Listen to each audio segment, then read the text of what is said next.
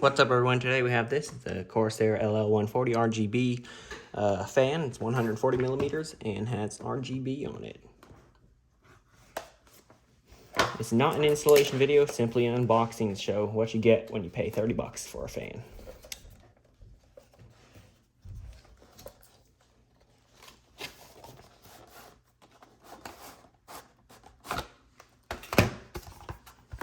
There's nothing else in that box. Here's the fan itself.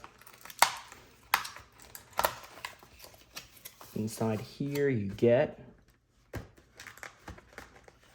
well, obviously a fan and 4 regular fan screws.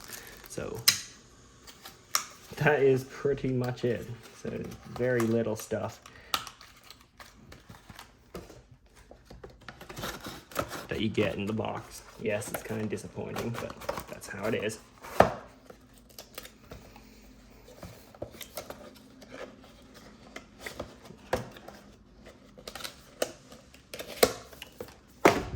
Yep, so those 2 things. If you count each screw, it's more than 2 things. But there you go. Thanks for watching. I know it's a very short video.